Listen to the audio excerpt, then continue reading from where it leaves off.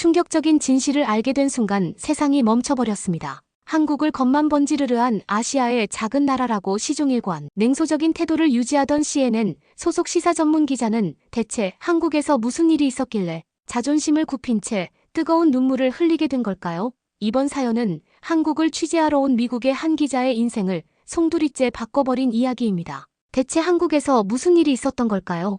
그 전에 잠깐 1초 만에 누를 수 있는 좋아요 버튼을 꾹 눌러주시면 영상 제작에 큰 힘이 됩니다. 그럼 바로 사연 시작하겠습니다. 인천공항에 발을 딛는 순간부터 느꼈습니다. 또 시작되는군요. 겉만 번지르르한 한국의 모습. 저는 클로이 베넷, CNN 소속 시사 전문 기자로 기술과 인프라로 미래를 이끄는 도시란 주제로 한국을 취재하러 왔죠. 하지만 솔직히 말해 내심 기대는 없었어요. 5년 전 이곳에서의 기억이 너무 선명하니까요. 어서 오세요, 베넷 씨. 현지 가이드가 친절하게 맞이했지만 그 미소조차 저에겐 가식처럼 느껴졌습니다. 공항 터미널을 빠져나오며 자동 출입국 심사대, 실시간 번역 안내 시스템, 로봇 안내원까지 확실히 기술적으로는 발전했네요. 하지만 제 마음속엔 이미 결론이 정해져 있었죠. 기술은 좋지만 여전히 감정적으론 미성숙한 나라. 택시에 올라타며 창밖으로 서울로 향하는 도로를 바라봤어요. 5년 전 저는 이곳 서울특파원으로 일하던 시절 잘못된 정보를 보도해 큰 논란이 됐습니다. 당시 확인되지 않은 정보를 다루면서 한국인들에게 큰 반발을 샀고 결국 저는 미국으로 돌아가야 했죠. 그 일 이후 저는 한국이란 나라에 불신과 거리감을 갖게 됐어요. 어쩌면 그건 제 스스로를 보호하기 위한 방어기제였는지도 모릅니다.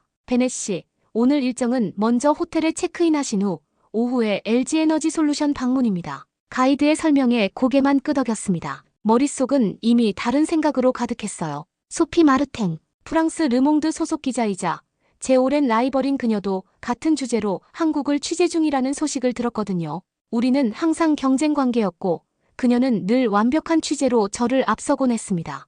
호텔 로비에 들어서자 말도 안 되는 우연처럼 소피가 거기 있었어요. 우아한 미소로 저를 맞이하는 그녀의 모습에 제 가슴이 조금 조여들었습니다. 클로이, 이런 곳에서 만나다니 운명인가 봐. 소피의 말에 억지 미소를 지었어요. 그러게, 소피, 언제 왔어? 3일 전. 이미 몇 군데 취재했어. 역시 한국은 놀라워. 너도 곧 느끼게 될 거야. 소피의 자신감 넘치는 목소리가 제 귀에 거슬렸습니다. 저는 속으로 생각했죠. 그래, 나도 취재하겠어. 그리고 내가 보지 못한 진짜 이면을 파헤치겠어. 방으로 올라와 짐을 풀며 창밖으로 서울의 스카이라인을 바라봤어요. 고층 빌딩들이 빽빽하게 들어서 있고 한강은 도시를 가로지르며 흐르고 있었죠. 겉으로는 분명 아름다운 도시입니다. 하지만 제 안에는 의구심이 가득했어요. 취재 계획을 다시 한번 점검했습니다. 첫 번째로 LG에너지솔루션의 전기차 배터리 산업, 두 번째로 서울시 수돗물 아리수 시스템, 그리고 삼성 반도체 공장까지. 기술적으로 발전된 모습은 쉽게 볼 수 있겠지만 그 이면에 숨겨진 진실은 무엇일까 궁금했어요. 침대에 누워 휴대폰을 확인하니 본사에서 메시지가 와 있었습니다. 한국의 진정한 모습을 담아오길 기대합니다. 좋은 취재 되길. 스크린을 보며 쓴웃음을 지었어요. 진정한 모습이라. 알겠어, 보여줄게. 저는 이미 마음속에 결론을 내려둔 채 시작했습니다. 이 취재는 그저 제 냉소적 시선을 확인시켜줄 증거 수집에 불과하다고 생각했죠. 한국은 기술은 좋을지 몰라도 진짜 선진국의 가치관은 부족한 나라라고 단정지었으니까요. 다음 날 아침 유리창에 맺힌 빗방울을 보며 생각했습니다. 이 취재가 끝나면 또 다른 기사를 쓰겠죠. 제목은 이미 정해뒀어요. 기술만으로는 충분하지 않다. 한국의 화려한 외관과 그 이면. 창문을 열자 서울의 공기가 밀려들었습니다. 그리고 저는 알지 못했죠. 이 취재가 어떻게 저를 완전히 바꿔놓을지. 드디어 LG에너지솔루션 정문 앞에 서서 취재 준비를 했습니다. 새벽부터 비가 내려 카메라 장비를 비닐로 감싸야 했죠. 제 심장은 빠르게 뛰고 있었어요. 첫 취재, 그것도 세계적인 배터리 회사에서의 취재는 분명 중요했으니까요. 베넷 기자님, 죄송합니다만 인터뷰 승인이 아직 안 났네요. 현지 PD의 말에 저는 놀랐습니다. 뭐라고요? 어제 확인했을 땐 모든 게 준비됐다고 했잖아요. 네. 갑자기 시스템 문제로 승인이 지연됐다고 해요. 게다가 장비 반입도 추가 보안 검사가 필요하다고. 순간 머리가 하얘졌어요. 이건 단순한 실수가 아니었습니다. 제 경력에서 이런 기초적인 실수는 있을 수 없었죠. 시계를 봤어요. 이미 약속 시간이 5분 지났습니다. 그때였어요. 멀리서 소피 마르탱이 자신감 넘치는 걸음으로 정문을 통과하는 모습이 보였습니다. 그녀는 이미 모든 준비를 마친 듯 했어요. 제 취재팀과 마주친 소피는 미소 지으며 인사했죠. 클로이, 무슨 문제라도. 그 순간 느낀 수치심은 말로 표현할 수 없었어요. 제 자존심이 산산조각 나는 것 같았습니다. 억지로 미소를 지으며 대답했죠. 아니, 그냥 작은 절차상 문제야. 곧 해결될 거야. 소피가 사라진 후 저는 입술을 깨물었어요. 이대로 돌아갈 수는 없었습니다. 그러나 앞으로 나아갈 방법도 보이지 않았죠. 혹시 베넷 기자님이신가요? 뒤에서 들려온 목소리에 돌아봤어요. 단정한 정장 차림의 젊은 한국 여성이 서 있었습니다. 네, 맞아요. 윤지은이라고 합니다. LG에너지솔루션 홍보팀에서 일해요. 지금 문제가 있다고 들었는데 제가 도울 수 있을 것 같네요. 윤지은은 친절한 미소를 지었어요. 순간 의심이 들었습니다. 왜 갑자기 도와주지? 감사합니다만 왜 특별히 저를 도와주시나요? 윤지은은 잠시 생각하더니 말했어요. 사실 기자님의 이전 기사들을 봤거든요. 항상 날카롭고 정확한 취재를 하시더라고요. 그런 기자님이 우리 회사를 제대로 취재하지 못한다면 아쉬울 것 같아서요. 그녀의 답변이 의외였습니다. 제 날카로운 비판적 기사들을 보고도 도와준다니요? 윤지은은 빠르게 움직였어요. 불과 15분 만에 모든 승인과 보안 검사가 끝났고 우리는 공장 내부로 들어갈 수 있었습니다. 한국은 먼저 준 적 없는 사람에게도 기회를 줘요. 기자님도 직접 보고 느껴보세요. 윤지은의 말이 귓가에 맴돌았어요. 공장 내부로 들어서는 순간 예상과는 완전히 다른 광경이 펼쳐졌습니다. 끝없이 이어지는 자동화 생산 라인, 세계 각국에서 온 엔지니어들, 첨단 연구시설까지 우리는 현재 세계 전기차 배터리 시장 점유율 1위입니다. 테슬라부터 폭스바겐, BMW까지 대부분의 글로벌 자동차 브랜드가 우리 배터리에 의존하고 있죠. 연구소장의 설명에 저는 그저 놀라움을 감출 수 없었어요. 노트북에 적어 내려가면서도 머릿속으로는 계속 의문이 들었습니다. 왜 이런 사실을 제대로 알지 못했지? 베넷 기자님, 이쪽에서는 차세대 전고체 배터리를 개발 중입니다. 충전 시간은 절반으로 줄이고 안전성은 2배로 높이는 기술이죠. 연구원의 설명을 들으며 저는 흥분을 느꼈어요. 이건 단순한 기술 취재가 아니라 미래를 직접 목격하는 순간이었습니다. 취재를 마치고 나오는 길에 윤지은이 물었죠. 어떠셨나요? 기대하신 대로였나요? 솔직히 대답했어요. 아니요, 기대 이상이었어요. 사실 저는 이렇게까지 발전된 모습을 예상하지 못했습니다. 윤지은은 웃기만 했어요. 그리고 마지막으로 한마디 덧붙였죠. 다음 일정도 기대하셔도 좋을 것 같아요. 한국은 생각보다 훨씬 더 많은 걸 보여드릴 수 있으니까요. 호텔로 돌아오는 택시 안에서 창밖을 바라보며 생각했습니다. 내가 뭘 모르고 있었던 거지? 처음으로 내 안에 있던 단단한 벽에 작은 균열이 생겼어요. 그리고 그 균열로 새로운 빛이 조금씩 스며들기 시작했습니다. 다음 날도 아침 일찍 서울시 수돗물 아리수 정수센터로 향했습니다. 솔직히 말하면 그다지 기대는 없었어요. 수돗물이라니 얼마나 특별할 수 있을까요? 미국에서도 수돗물은 마시는데 크게 다를 건 없을 거라 생각했죠. 베넷 기자님, 이곳이 서울시 수돗물 통합관제센터입니다. 안내원의 설명에 따라 들어선 공간은 제 예상을 완전히 뒤엎었어요. 마치 NASA 통제실 같은 대형 스크린들이 벽면을 가득 채우고 있었고 각 스크린에는 실시간 수질 정보가 끊임없이 업데이트되고 있었습니다. 서울시 전역 2100개 지점의 수질을 실시간으로 모니터링하고 있습니다. 수돗물의 탁도, pH, 잔류염 소량까지 모든 정보를 시민들에게 공개하죠. 설명을 듣는 순간 의아했어요. 공개라고요? 어떻게요? 스마트폰 앱으로요. 시민 누구나 자신의 동네 수돗물 상태를 실시간으로 확인할 수 있습니다. 저는 놀라움을 감추지 못했습니다. 미국에서는 수질 문제가 발생한 후에야 겨우 보고서가 나오는데 이곳에서는 모든 정보를 실시간으로 공개한다니요. 그리고 이쪽은 CCTV 관제실입니다. 수원지부터 정수장 배수지까지 전 과정을 24시간 감시하고 있죠.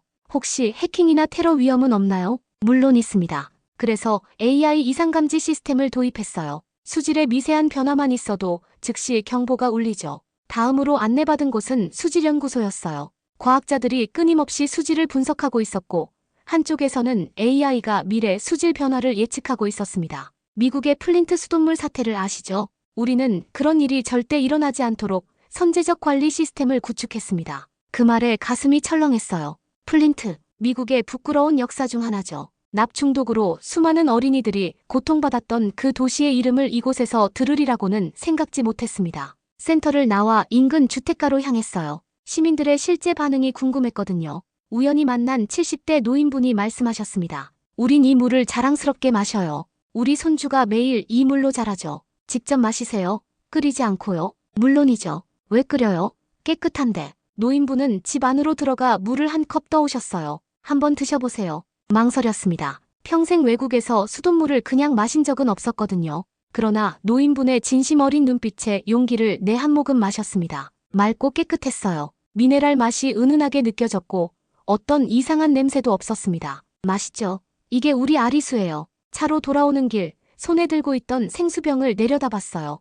호텔에서 비싼 돈 주고 산 프랑스 생수였죠. 순간 부끄러움이 밀려왔습니다. 제가 얼마나 편견에 사로잡혀 있었는지 깨달았어요. 차 안에서 생수병을 내려놓고 노인분이 준 아리수가 담긴 컵을 다시 들었습니다. 이번에는 조금 더 많은 양을 마셨어요. 그 물 한 잔은 놀라울 만큼 따뜻했습니다. 물 자체의 온도가 아니라 그 물에 담긴 의미가 제 마음을 따뜻하게 했어요.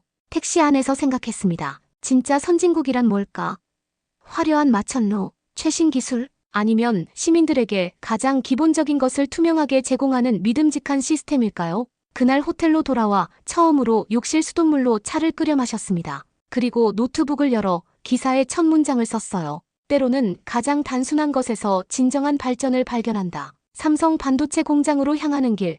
저는 다소 흥분된 상태였습니다. 지금까지의 취재에서 제 편견이 많이 무너졌거든요. 과연 오늘은 어떤 놀라움이 기다리고 있을까 기대됐죠. 베넷 기자님, 이곳은 세계 최대 규모의 반도체 공장입니다. 입장하기 전에 방진복을 착용하셔야 해요. 안내원이 건넨 흰색 방진복을 입었습니다. 머리부터 발끝까지 온몸을 덮는 그 옷을 입는 순간 이상한 느낌이 들었어요. 마치 제 자아가 해체되는 듯한, 정체성이 사라지는 듯한 느낌이었죠. 방진 모자를 쓰고 마스크를 착용하니 거울 속에서는 더 이상 클로이 베넷이 아닌 익명의 누군가가 저를 바라보고 있었습니다. 클린룸은 먼지 하나 없는 공간입니다. 머리카락 한 올이라도 들어가면 수십억 원어치 반도체가 불량품이 되죠. 방진복을 입은 채로 클린룸으로 들어섰습니다. 그곳은 마치 다른 세계 같았어요. 흰색과 은색으로 가득한 공간, 끝없이 이어지는 첨단 장비들, 그리고 로봇팔이 정교하게 움직이며 작업하는 모습. 이곳에서 만드는 반도체는 스마트폰부터 자율주행차, 인공지능 서버까지 모든 첨단 기기에 두뇌 역할을 합니다. 엔지니어의 설명을 들으며 놀라움을 감출 수 없었어요. 눈앞에서 벌어지는 광경은 마치 SF 영화의 한 장면 같았습니다. 실리콘 웨이퍼 한 장에서 수십억 개의 트랜지스터가 만들어지죠. 머리카락 굵기의 수천 분의 1 수준의 회로를 그리는 겁니다. 정말 놀랍네요.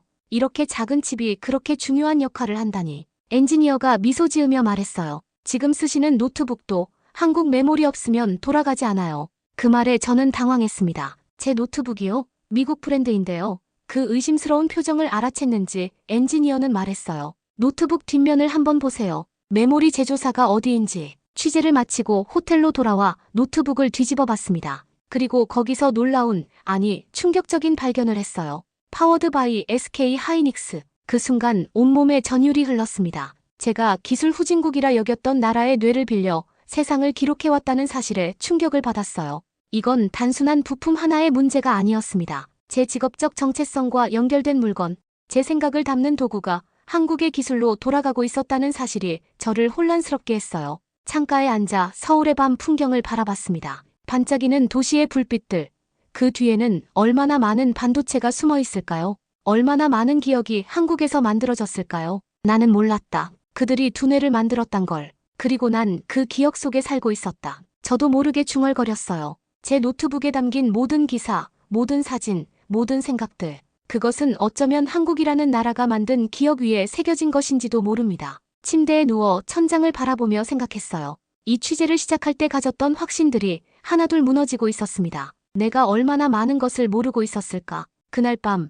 저는 처음으로 제 기사의 방향을 완전히 바꿔야겠다고 생각했어요. 더 이상 겉만 번지르르한 나라가 아니라 세상의 기억을 만드는 나라에 대해 쓰고 싶었습니다. 새벽 3시, 갑작스러운 복통에 잠에서 깼습니다. 처음엔 단순한 소화불량인 줄 알았어요. 하지만 통증이 점점 심해져 견딜 수 없을 지경이 됐죠. 낯선 나라에서의 병은 늘 두렵습니다. 더구나 언어 장벽까지 있으니 막막했어요. 프론트에 전화해서 병원을 알아봐달라고 해볼까요? 가이드가 미리 알려준 응급 연락처로 전화했습니다. 10분 후 호텔 로비에는 응급차가 대기하고 있었어요. 구급대원들은 빠르게 제 상태를 확인하더니 인근 대학병원으로 향했습니다. DONT worry, we speak English. 구급대원이 말했어요. 그 단순한 한마디가 저에게 얼마나 큰 안도감을 주었는지 모릅니다. 병원에 도착하자마자 접수부터 진료까지 놀라울 정도로 빠르게 진행됐어요. 접수 후 5분도 안 돼 의사가 저를 진찰했습니다. 급성 위장염으로 보입니다. 정확한 진단을 위해 몇 가지 검사를 진행하겠습니다. 내시경과 혈액 검사를 포함한 모든 검사가 30분 만에 완료됐어요. 미국에서라면 최소 몇 시간은 기다려야 할 일들이 믿을 수 없이 빠르게 진행됐습니다. 의사는 제 상태를 자세히 설명해 주었고 간호사는 계속해서 제 상태를 확인했죠. 링거를 맞고 약을 복용하시면 곧 좋아질 거예요. 너무 걱정하지 마세요. 간호사의 따뜻한 말에 안심이 됐어요. 하지만 진짜 충격은 그 다음이었습니다. 링거를 맞고 약을 받은 후 수납 창구에서 들은 금액 총 12,000원입니다. 귀를 의심했어요. 12,000원이요? 달러로 얼마죠? 약 9달러 정도입니다. 말문이 막혔습니다. 미국에서 같은 검사를 받았을 때 달러 1,200, 한화로 약 160만 원을 지불했던 기억이 떠올랐어요. 그런데 여기서는 그 100분의 1도 안 되는 비용이라니. 혹시 뭐가 빠진 건 아닌가요? 내시경, 검사와 혈액검사, 링거, 약까지 모두 포함된 금액인가요? 수납 직원이 친절히 웃으며 설명했어요. 네, 모두 포함된 금액입니다. 한국은 국민건강보험이 잘 되어 있어서 의료비가 많이 비싸지 않아요. 순간 눈시울이 뜨거워졌습니다. 왜 이런 사소한 일에 감정이 복받쳐 오르는지 스스로도 이해할 수 없었어요. 아마도 이건 단순한 의료비 문제가 아니었나 봅니다. 지금껏 제가 믿어왔던 선진국의 기준, 발전된 나라의 정의가 송두리째 흔들리고 있었거든요. 병원을 나오는 길, 어지러움을 느껴 잠시 벤치에 앉았습니다. 새벽빛이 막 떠오르기 시작하고 있었어요. 옆에 앉아있던 간호사가 물었죠. 괜찮으세요? 고개를 끄덕였어요. 간호사는 따뜻한 차 한 잔을 건네주었습니다. 외국에서 오셨나요? 혼자 아프시면 많이 불안하셨겠어요. 그 말에 갑자기 눈물이 났습니다. 왜 이런 감정이 느껴지는지 설명할 수 없었어요. 간호사는 당황하지 않고 제 옆에 앉아 말했습니다. 여긴 먼저 아픈 사람이 먼저 치료받는 나라예요.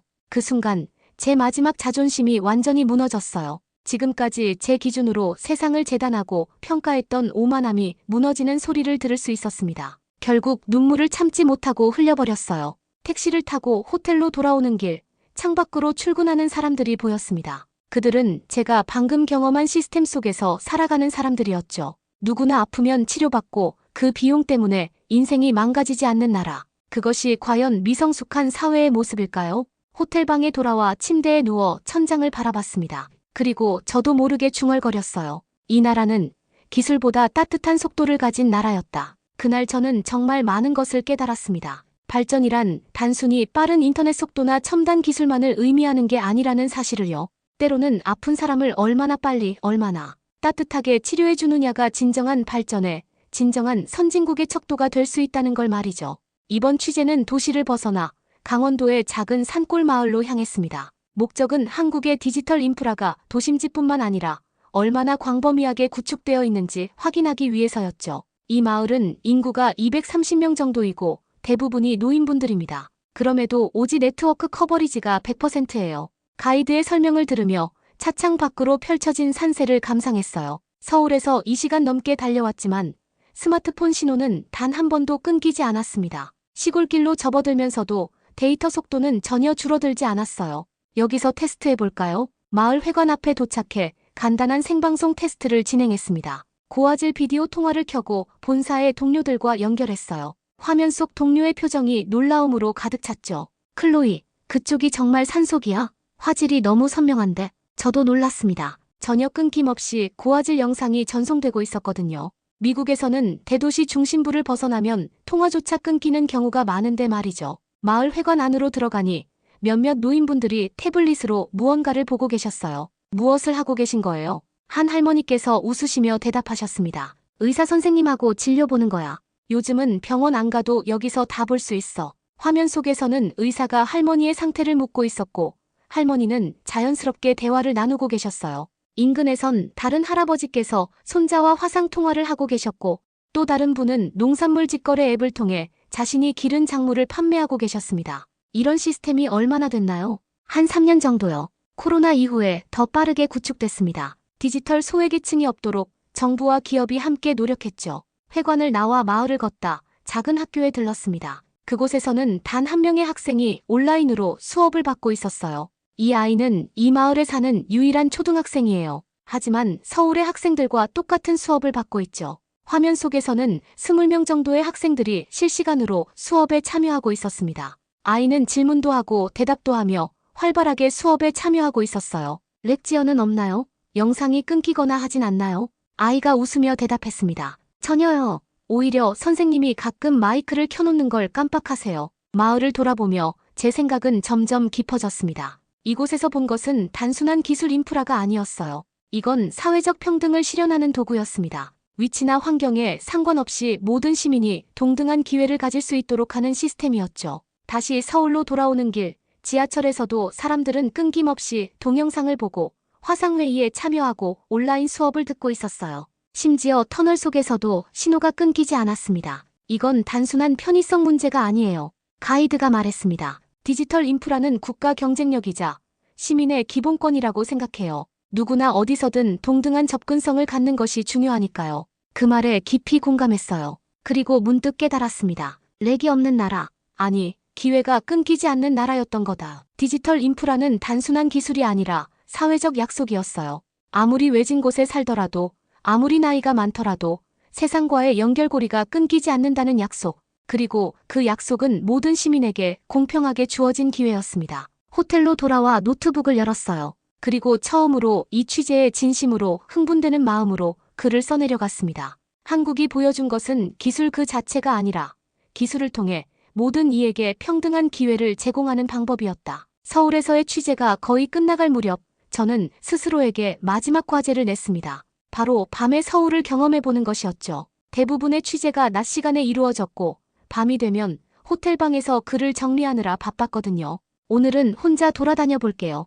가이드 없이요. 늦은 저녁 호텔을 나와 거리로 나섰습니다. 밤 10시가 넘은 시간이었지만 도시는 여전히 활기찼어요. 하지만 뉴욕이나 파리와는 다른 종류의 활기였습니다. 더 조용하고 더 질서 있고 어딘가 더 안전하게 느껴지는 활기였죠. 지하철역으로 향했어요.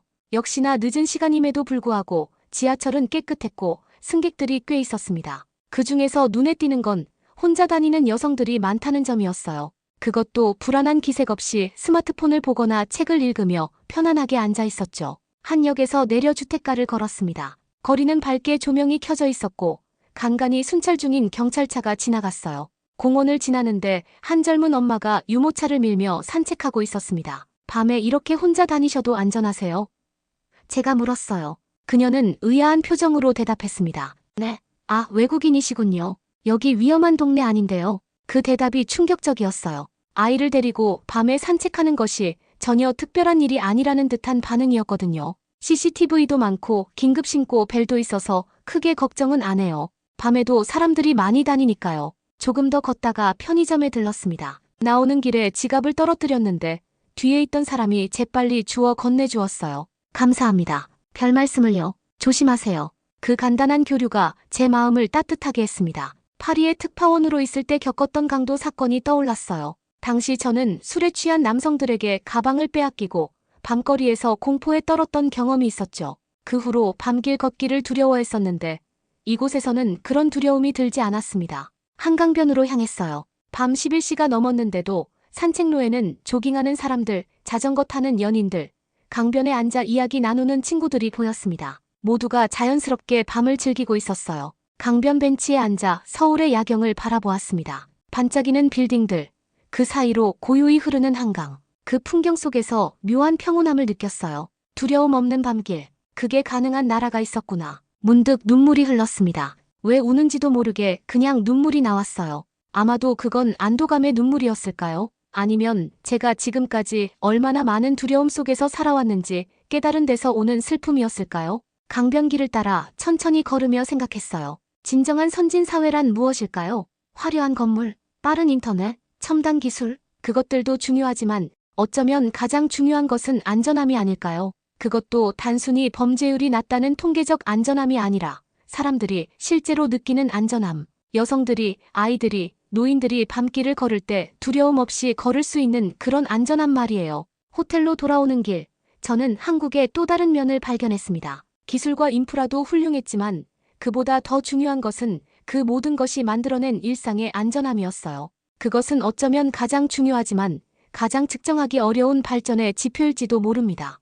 그날 밤 호텔방에 돌아와 노트북을 열었지만 글이 써지지 않았어요. 대신 창가에 오래도록 앉아 서울의 밤을 바라보았습니다. 그리고 조용히 감사함을 느꼈어요. 이 도시가 저에게 보여준 모든 것에 대해서. 취재의 마지막 일정은 고속철도 KTX를 타고 서울에서 부산까지 이동하는 것이었습니다. 이동 중에도 취재를 계속하기 위한 계획이었죠. 예약은 앱으로 간단히 할 수 있어요. 신용카드만 있으면 됩니다. 가이드의 설명을 들으며 스마트폰으로 예약했습니다. 단 1분 만에 모든 과정이 끝났어요. 티켓도 신분증도 필요 없이 QR코드 하나로 모든 것이 해결되었죠. 서울역에 도착해 놀랐습니다. 역사가 거대한 쇼핑몰, 식당가, 심지어 영화관까지 갖춘 복합문화 공간이었거든요. 전철, 버스, 택시가 모두 연결된 교통 허브이기도 했고요. 이건 단순한 기차역이 아니라 도시 인프라의 중심이네요. KTX에 탑승하니 또 다른 놀라움이 기다리고 있었습니다. 깨끗한 객실, 넓은 좌석,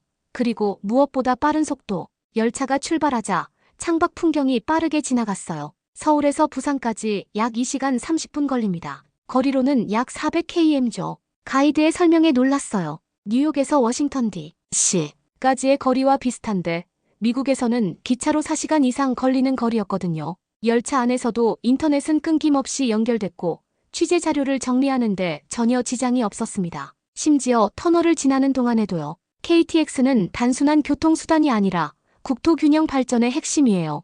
고속철도 덕분에 지방도 서울과 똑같은 경제적, 문화적 기회를 누릴 수 있게 됐죠. 가이드의 말에 깊이 공감했어요. 미국에서는 대중교통, 특히 철도 시스템이 얼마나 낙후되어 있는지 새삼 실감했거든요. 부산에 도착해 마지막 기자회견에 참석했습니다. 소피도 거기 있었어요. 취재를 마친 기자들이 각자의 소감을 나누는 자리였죠. 소피가 저에게 물었습니다. 클로이, 한국에 대한 인상이 어때? 아직도 이곳을 겉만 번지르르한 나라라고 생각해? 제 과거 발언을 그대로 인용한 소피의 질문에 잠시 당황했어요. 하지만 곧 미소 지으며 대답했습니다. 좀 과장된 이야기 아니야? 소피가 의심스러운 표정으로 물었죠. 저는 자신감 있게 대답했어요. 이번엔 과장이 아니라 진심이야. 소피의 표정이 놀라움으로 바뀌었습니다. 저는 계속해서 말했어요. 내가 틀렸어. 한국은 내가 생각했던 것보다 훨씬 더 깊고 더 따뜻하고 더 발전된 나라야. 기자회견이 시작되고 제 차례가 되었을 때 저는 카메라 앞에 섰습니다. 그리고 처음으로 진심에서 우러나오는 말을 했어요. 한국은 단지 기술의 나라가 아닙니다. 사람을 먼저 생각한 시스템이 이 나라를 세계의 미래로 만들고 있어요. 그날 밤 호텔방에서 마지막 기사를 작성했습니다. 제목은 이랬어요. 미래의 도시를 찾아서 기술을 넘어 인간을 향한 한국의 여정. 기사의 마지막 문단에는 이렇게 썼습니다. 진정한 선진국이란 무엇인가? 그것은 단순히 GDP나 기술력의 문제가 아니다. 그것은 시민이 얼마나 존중받고 보호받고 배려받는가의 문제다. 한국은 기술과 인프라를 그 자체가 목적이 아닌 사람을 위한 도구로 활용하고 있다. 그것이 바로 미래의 도시가 나아가야 할 방향이 아닐까? 노트북을 닫고 창밖을 바라봤습니다. 2주 전 냉소와 의심으로 시작한 취재가 이제는 존경과 경이로움으로 끝나가고 있었어요. 제 자존심은 완전히 무릎을 꿇었지만 그 대신 새로운 시각, 새로운 마음을 얻었습니다. 때로는 편견이 무너지는 것이 새로운 진실을 발견하는 시작점이 되기도 하는 법이니까요. 그리고 저는 깨달았습니다. 진정한 저널리스트란 자신의 편견을 확인하는 사람이 아니라 그것을 기꺼이 버릴 수 있는 사람이라는 것을요. 저에게 한국은 더 이상 취재 대상이 아니었습니다. 그것은 하나의 가르침이었어요. 그리고 그 가르침은 제 인생을 바꿔놓았습니다. 오늘의 사연 어떻게 들으셨나요? 한국을 겉만 번지르르한 아시아의 작은 나라라고 시종일관, 냉소적인 태도를 유지하던 CNN 소속 시사 전문 기자가 흘린 뜨거운 눈물의 정체를 알게 되셨나요? 한국에서의 취재는 인생의 진정한 큰 가르침을 얻게 된 그녀에게 새로운 삶을 안겨줄 것이라 기대됩니다. 여러분의 생각을 아래 댓글에 남겨주세요. 그리고 감동적인 사연을 주변 사람들과 공유하고 함께 이야기 나눠보세요. 마지막으로 1초밖에 걸리지 않는 구독과 좋아요, 알림 설정은 영상 제작에 큰 힘이 됩니다. 지금까지 여러분께 진심을 전하는 111 감동이었습니다. 오늘 하루도 행복한 하루 보내세요.